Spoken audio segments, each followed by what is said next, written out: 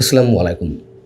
প্রিয় দর্শক, এটি খুবই সাধারণ কথা যে আমরা রাজনীতির উপরিভাগটাই সাধারণত দেখি। তার বিপরীতে ভেতরে যা কিছু ঘটে তার অনেক কিছুই আমাদের অজানা থাকে। কোনো বিষয়ে হয়তো আমরা অনুমান করতে পারি। কথাগুলো এ কারণে বলছি যে এই মুহূর্তে বাংলাদেশে কি চলছে? বাংলাদেশে সারা বছর ধরে ভারতের যে বিষয়টিকে নিয়ে সবসময় এক ধরনের গুঞ্জন, কানাঘুষা, রাজনৈতিক মঞ্চে প্রকাশ্যে যেসব বিষয়ে কথাবার্তা বলা, তার মধ্যে অন্যতম বিষয় হচ্ছে ভারতের অন্যতম গোয়েন্দা সংস্থা র। সেই রয়ের শীর্ষ প্রধান পরাগ জৈন সহ ভারতের গোয়েন্দা সংস্থার অন্য ৩ কর্মকর্তা এই মুহূর্তে বাংলাদেশ সফরে রয়েছেন এবং খোদ আমাদের সামরিক গোয়েন্দা সংস্থা ডিজিএফআই এর আমন্ত্রণে তারা এসেছেন। যদিও ভারত এবং বাংলাদেশের সরকারের পক্ষ থেকে কারোর পক্ষ থেকে এখনো পর্যন্ত এই বিষয়ে আনুষ্ঠানিক কোনো ঘোষণা আসেনি তাদের সফরের বিষয়ে। ভারতীয় গণমাধ্যমগুলো তারা একেবারে নাম ধাম সব উল্লেখ করে বলছে যে ডিজিএফআই এর আমন্ত্রণে তারা বাংলাদেশ সফরে গেছেন। আমরা তো দেখেছি যে ডক্টর ইউনূস ক্ষমতা আসার পর তুরস্ক, পাকিস্তানের সামরিক গোয়েন্দা সংস্থার কর্মকর্তারা বাংলাদেশে ঘন ঘন সফরে এসেছেন, সেনা কর্মকর্তারা সফরে এসেছেন, কিন্তু ভারতের কোনো গোয়েন্দা সংস্থার শীর্ষ কর্মকর্তার সফর সম্ভবত এই প্রথম বাংলাদেশে। যদিও চলতি বছরের মার্চে আমাদের সামরিক গোয়েন্দা সংস্থা ডিজিএফআই এর প্রধান মেজর জেনারেল কায়সার রশিদ চৌধুরী নয়াদিল্লি সফর করেছিলেন। তিনি সেখানে সামরিক গোয়েন্দা সংস্থার প্রধানের সঙ্গেও কথাবার্তা বলেছিলেন এবং রাজনৈতিক পট পরিবর্তনের পর বাংলাদেশে শেখ হাসিনা সরকারের পতনের পর দুই দেশের নিরাপত্তা সহযোগিতামূলক যে বিষয়গুলো ছিল সেগুলোই পুনরুজ্জীবিত করার একটি প্রচেষ্টা ছিল এই সফরের অংশে। আর ভারতীয় গোয়েন্দা সংস্থা রয়ের কর্মকর্তাদের সফর এমন এক সময় হচ্ছে যখন বাংলাদেশ ভারত ঘিরে একাধিক গুরুত্বপূর্ণ ইস্যু এখন আলোচনায় এবং সেগুলোকে ঘিরে দুই দেশের যে রাজনৈতিক টানাপোড়েন সেই মুহূর্তে তারা বাংলাদেশ সফর করছেন। বিশেষ করে দীনেশ ত্রিবেদী বাংলাদেশে নিযুক্ত ভারতীয় হাই কমিশনার বেশ কিছুদিন আনুষ্ঠানিকভাবে তিনি বাংলাদেশে তার কর্মস্থলে জয়েন করলেও বেশ কিছুদিন পর প্রথমবারের মতো সাক্ষাৎ মিলল আমাদের প্রধানমন্ত্রী তারেক রহমানের সঙ্গে। যদিও সেই বৈঠক থেকে বিশেষ কোনো বার্তা এখনো পর্যন্ত আসেনি। দীনেশ ত্রিবেদী যে কথাগুলো বলেছেন সেটিও খুব গুরুত্বপূর্ণ যে দুই পক্ষকেই উইন উইন সিচুয়েশনের মধ্য দিয়ে সামনে এগিয়ে যেতে হবে এবং গতানুগতিক ধারায় যা বলার তাই বলেছেন যে আলোচনার মধ্য দিয়ে সব সংকটের সমাধান মেলে। আবার বাংলাদেশে কোনো গণমাধ্যম জানিয়েছে যে শেখ হাসিনা প্রত্যর্পণের বিষয়টি গুরুত্বের সঙ্গে তুলে ধরা হয় দীনেশ ত্রিবেদীর সঙ্গে আলোচনায়।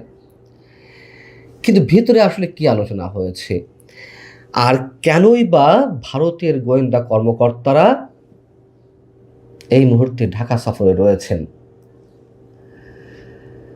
খুব স্বাভাবিকভাবেই প্রথমত যে কেউ বলতে পারেন বা আলোচনায় আসবে স্বাভাবিক, দুই দেশের নিরাপত্তা সংক্রান্ত বিষয়গুলো আলোচনা হবে দুই দেশের এই দুই গোয়েন্দা সংস্থার কর্মকর্তাদের মধ্যে। দ্বিতীয়ত, ভারতের কোনো গণমাধ্যম ইঙ্গিত দিচ্ছে যে তাদের এই সফরে বিশেষ মাত্রা পেতে চলেছে শেখ হাসিনা বাংলাদেশে ফেরার ঘোষণার বিষয়টি। শেখ হাসিনা ডিসেম্বরে দেশে ফেরার ঘোষণা দিয়েছেন, আমরা সবাই জানি। যদিও কোনো কিছুই এখনো পর্যন্ত নিশ্চিত নয় তিনি কিভাবে দেশে ফিরবেন। বাংলাদেশ সরকারও তাকে দেশে ফেরার বিষয়ে অনুমতি দেওয়া না দেওয়ার একটা বিষয় তো আছে, সে বিষয়ে কোনো কথা বলেনি। ট্রাভেল পাস ইস্যু হবে কিনা, তবে ভারতের কোনো গণমাধ্যম